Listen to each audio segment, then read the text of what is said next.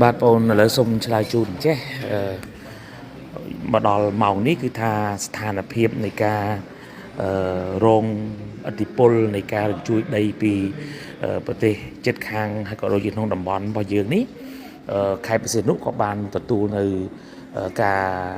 រង្គើបន្តិចខ្លះដែរតែក្នុងរយៈពេលខ្លីទេបាទខ្លីឥឡូវនេះគឺស្ងប់ស្ងាត់ទៅហើយឃើញថាមានការឈូឆរតាមបណ្ដាញសង្គមផងក៏ដូចជាការចែករំលែកព័ត៌មានគ្នាពីមួយទៅមួយសូមឲ្យមានការចុះពីទីតាំងអគារ2 3ដែលអ្នកធ្វើការទៅនោះទទួលដឹងថាមានការរង្គើបាទក្នុងនោះមាននៅសន្តាគារណានហៃមួយសន្តាគារស៊ីហ៊ូមួយហើយនឹងមួយទៀតនៅដែលគេនិយមហៅChina Town បាទក៏ប៉ុន្តែ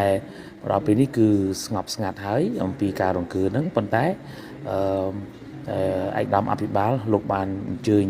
ផ្ទាល់ដល់កន្លែងទីតាំងតែម្ដងហើយឥឡូវនេះគឺអាជ្ញាធរខេត្តនឹងតាមដានការងារនេះតទៅទៀតព្រឹត្តិការណ៍នេះផងហើយនឹងដើម្បីការពារសុវត្ថិភាពយើងនឹងចាត់អ្នកបច្ចេកទេសជាពិសេសផ្នែកខាងសំណង់គឺមន្ទីររាជការដែនដីនគររាជការក្នុងសំណង់ខេត្តបរសៀននោះដើម្បីនឹងចុះទៅពិនិត្យមើលហើយបញ្ជាក់អំពីសុវត្ថិភាពជូនបាទអញ្ចឹងសូមជូនព័ត៌មានប៉ុណ្ណេះសិនជាបឋមបាទបងឥឡូវសូមឆ្លើយជូនចេះមកដល់ម៉ោងនេះគឺថាស្ថានភាពនៃការរងឥទ្ធិពលនៃការរញ្ជួយដីពីប្រទេសជិតខាងហើយក៏ដូចជាក្នុងតំបន់របស់យើងនេះខេត្តបរសៀននោះក៏បានទទួលនៅការរង្គើបន្តិចខ្លះដែរតែក្នុងរយៈពេលខ្លីទេបាទខ្លីឥឡូវនេះគឺស្ងប់ស្ងាត់ទៅហើយឃើញថាមានការឈូឆរតាមបណ្ដាញសង្គមផងក៏ដូចជាការចែករំលែកព័ត៌មានគ្នាពីមួយទៅមួយសូមឲ្យមានការ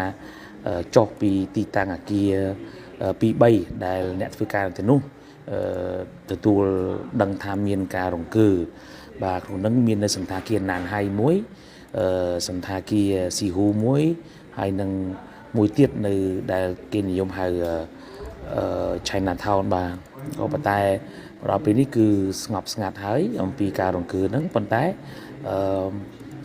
ឧត្តមអភិបាលលោកបានអញ្ជើញផ្ទាល់ដល់កន្លែងទីតាំងតែម្ដងហើយឥឡូវនេះគឺអាជ្ញាធរខេត្តនឹងតាមដានការងារនេះតទៅទៀតព្រឹត្តិការណ៍នេះផងហើយនឹងដើម្បីការពារសុវត្ថិភាពយើងនឹងចាត់អ្នកបច្ចេកទេសជាពិសេសផ្នែកខាងសំណង់គឺមន្ទីររាជការដែនដីនគររាជការក្នុងសំណង់ខេត្តបរសៀននោះដើម្បីនឹងចុះទៅពិនិត្យមើលហើយបញ្ជាក់អំពីសុវត្ថិភាពជូនបាទអញ្ចឹងសូមជូនព័ត៌មានប៉ុណ្ណេះសិនជាបឋមបាទ